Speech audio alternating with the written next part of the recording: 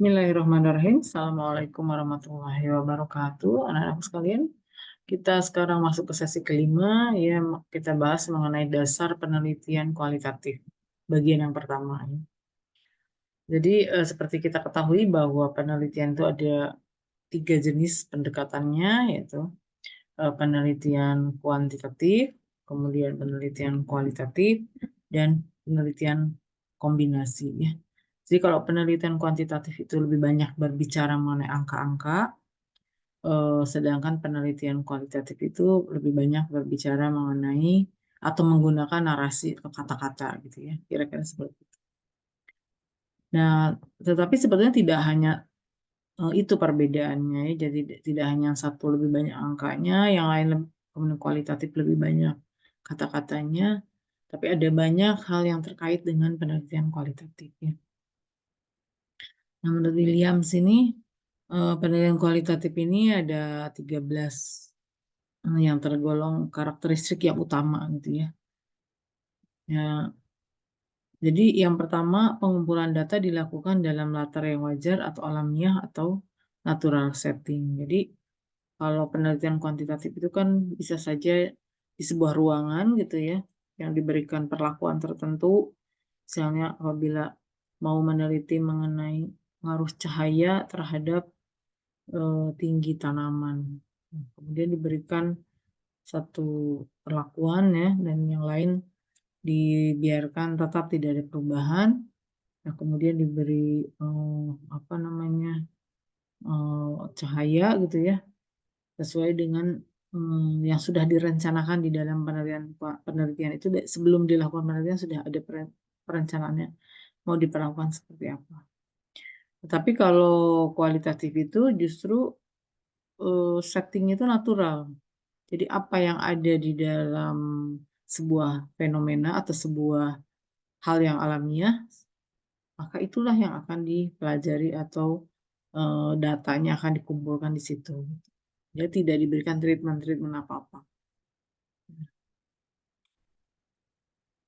Kemudian di dalam penelitian kualitatif, peneliti itu merupakan instrumen utama dalam mengumpulkan dan menginterpretasikan data. Kalau di penelitian kuantitatif ya kalian kan punya instrumen, misalnya kalau di dalam penelitian humaniora atau sosial, kita ada yang disebut dengan apa namanya questionnaire. Questionnaire dirancang dahulu berdasarkan teori tertentu, kemudian kita terjemahkan di dalam bentuk item-item pertanyaan untuk kemudian nanti kita sebarkan ya angket atau questionnaire tersebut. Nah, itulah yang menjadi alat atau instrumen penelitian di kuantitatif. Nah, alat tersebut perlu diuji kesahihannya atau validitas dan reliabilitasnya. Biasanya diuji coba dulu dengan kuesioner itu disebarkan dulu biasanya minimal 30 orang lah gitu ya.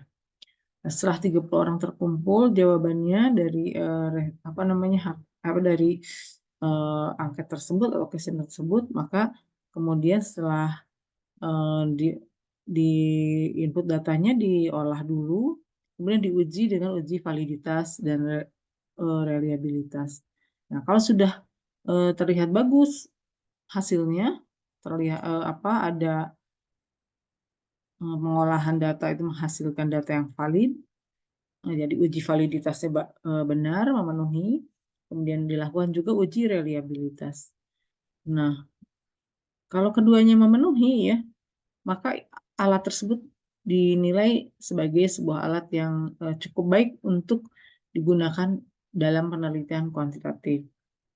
Nah, tetapi apabila yang terjadi sebaliknya, misalnya instrumen itu sudah dibuat, daftar pertanyaan dibuat ya berdasarkan indikator-indikator yang sudah ditentukan terkait dengan teorinya, maka ketika disebarkan ke responden ya untuk dijawab, nah jika itu ada pertanyaan yang tidak valid atau tidak reliable, maka pertanyaan yang tidak valid tersebut boleh di-drop ya, dibuang kemudian atau diganti dengan pertanyaan yang lebih baik, kemudian diuji cobakan lagi.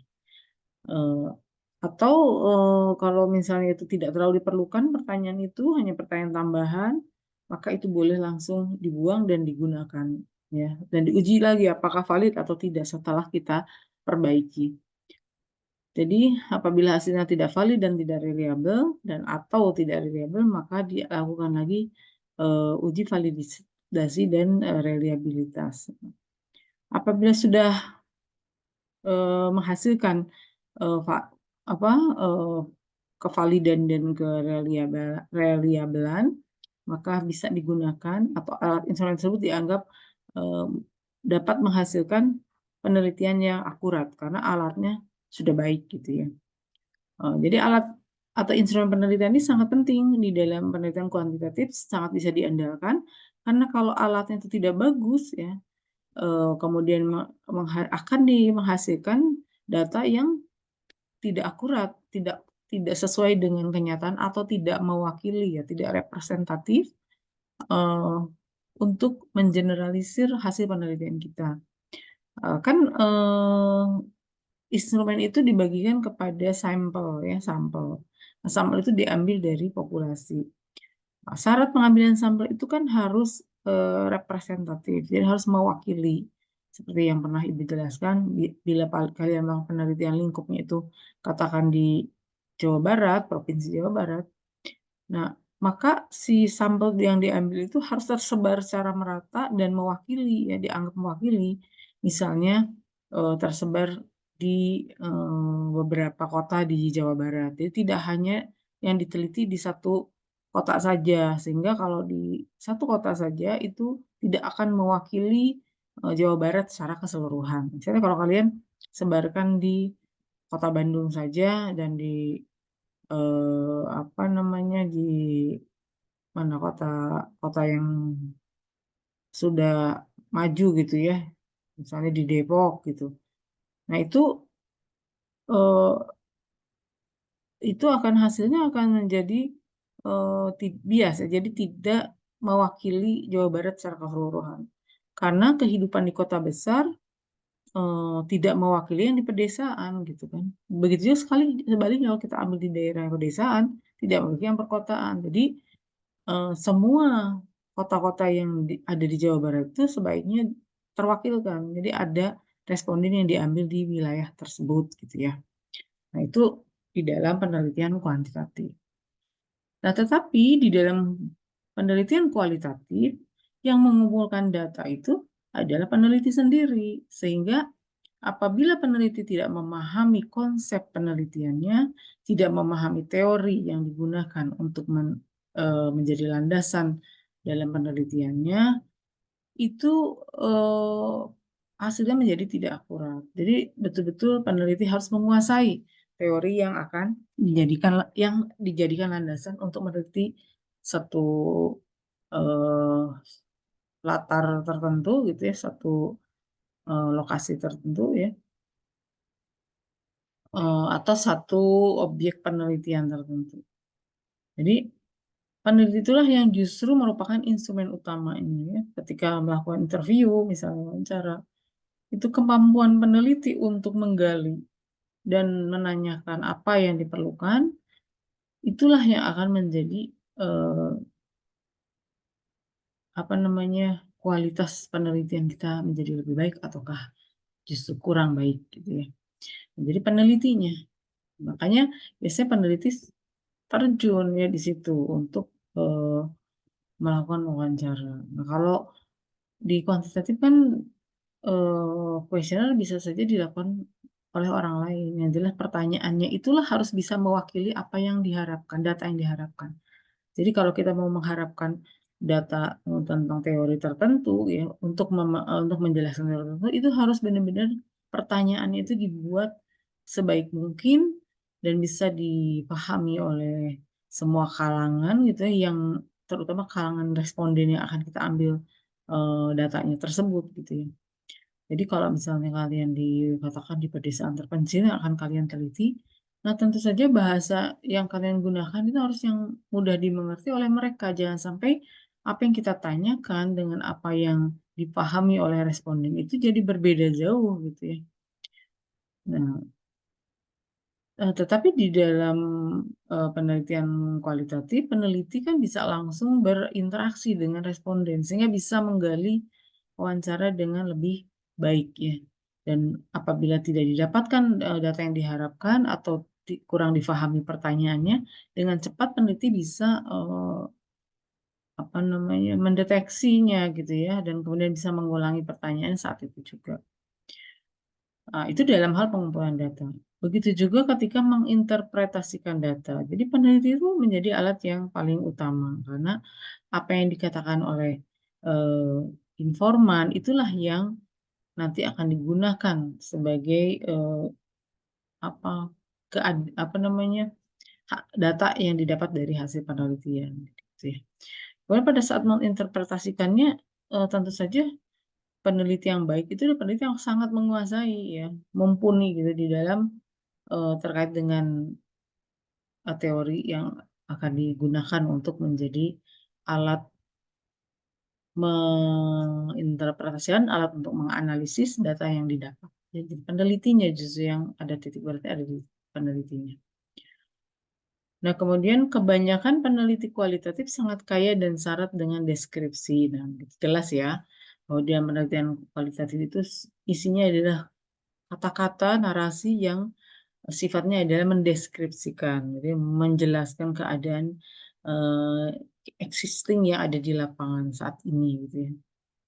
Kemudian yang keempat lebih lazim adalah proses-proses yang terjadi termasuk di dalamnya bagaimana berbagai variabel itu saling membentuk dan bagaimana orang-orang saling berinteraksi dalam latar alamiah yang menjadi medan penelitian. Jadi ya, eee, peneliti itulah yang tugasnya menelaah ya semua proses, kemudian, bagaimana saling membentuk dan saling mempengaruhi variabel tersebut.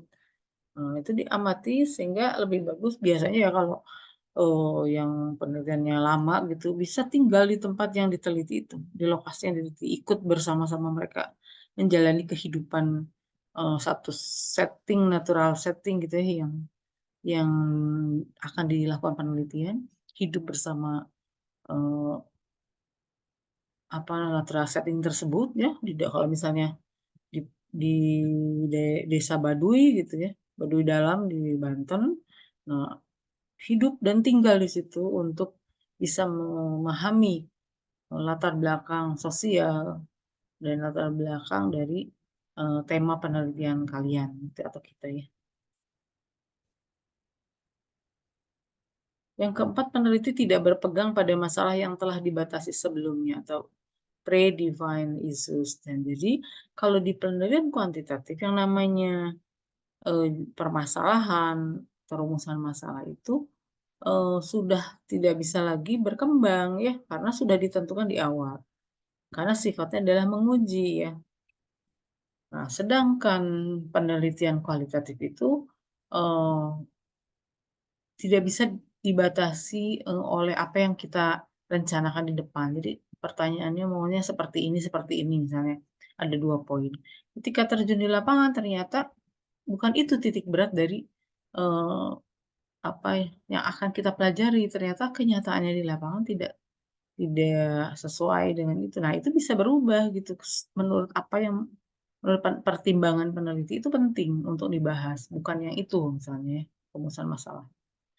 Jadi, peneliti kualitatif itu sebenarnya banyak siap-siap berubah-ubah gitu ya, karena fenomena yang sebelum kita teliti sebelum kita teliti dengan sesudah itu bisa berbeda gitu. Atau sedang berlangsung penelitian dengan sebelum berlangsungnya penelitian itu bisa berbeda.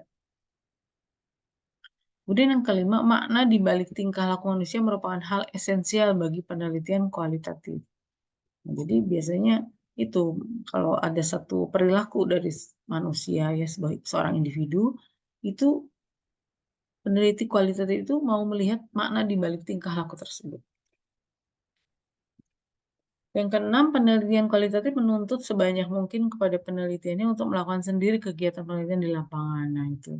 Jadi kalau penelitian kualitatif seperti Ibu tadi jelaskan, bahkan bisa tidur menginap berhari-hari, hidup bersama mereka, bisa merasakan kenapa mereka berperilaku seperti ini, kenapa mereka berperilaku seperti itu. Jadi Ada apa di balik tingkah laku manusia tersebut? Misalnya, misal ya, pokoknya lebih baik kalau peneliti itu biasanya pada umumnya itu tinggal dan menetap ya, dan melakukan sendiri kegiatan penelitian di lapangan. Nah, yang ketujuh dalam penelitian kualitas terdapat kegiatan triangulasi yang dilakukan secara eksistensi ya. Jadi ada 3 jenis triangulasi gitu ya. Nanti ada kalau nggak salah di dalam penjelasannya. Nah, itu yang merupakan cara dari mulai mengumpulkan data sampai menganalisis kesimpulan. Itu ada yang disebut dengan triangulasi. Orang yang distudi diperhitungkan sebagai partisipan, konsultan, atau kolega penelitian dalam menangani kegiatan penelitian. Nah, kalau di penelitian kuantitatif kan sebenarnya bisa dikerjakan sendiri ya, olahan datanya dan sebagainya. Tapi kalau di penelitian kualitatif, kita sangat butuh dengan isi dari penelitian kita ini adalah apa yang terjadi di lapangan, dari mana? Dari penuturan partisipan, responden gitu ya. Makanya tidak bisa melihat dari satu sisi, jadi bisa dari ahli juga ditanya ke narasumber ahli gitu ya, mengenai apa yang sedang kita teliti, pendapat seperti apa.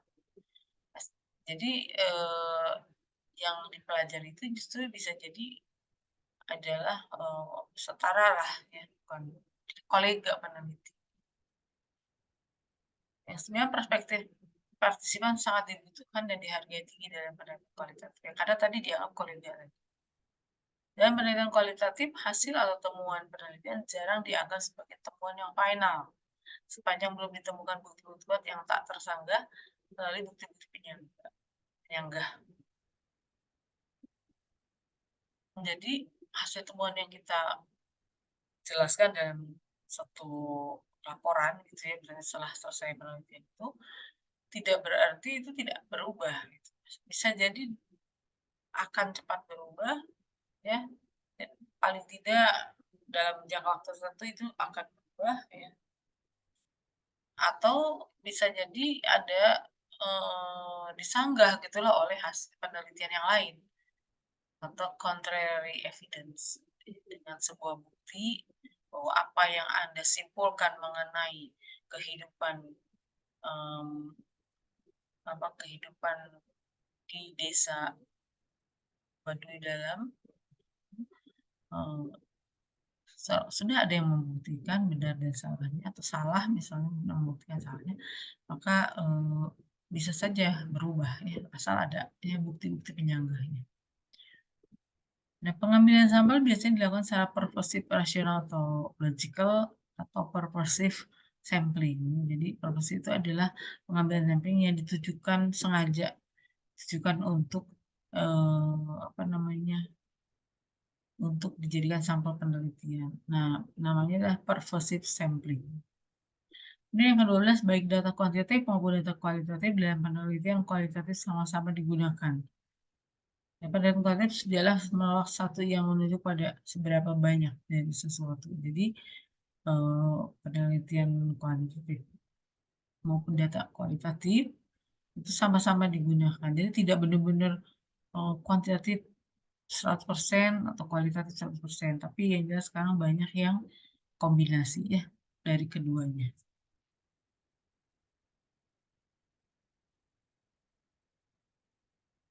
Waduh, 13.1. Rancangan penelitian kuantitatif lazimnya menuntut kejelasan tentang 7 hal.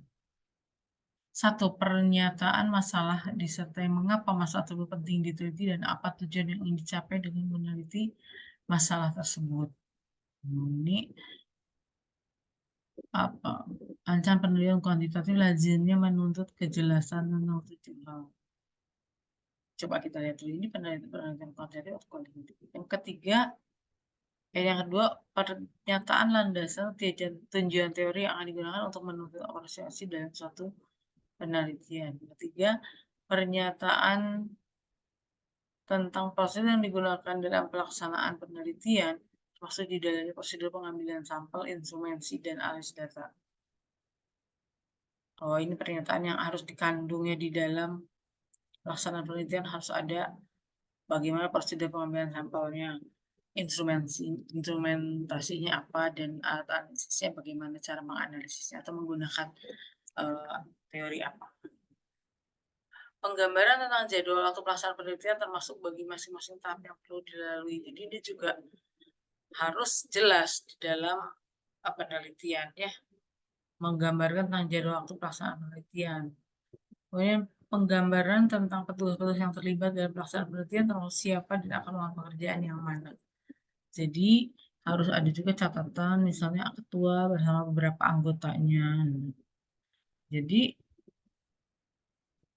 di dalam penelitian itu apa namanya setiap tahapan dijelaskan gitu, luaran yang ingin dicapai itu apa, kemudian dengan siapa akan melakukan pekerjaan yang mana. Jadi ada pembagian tugasnya dan sudah ditetapkan.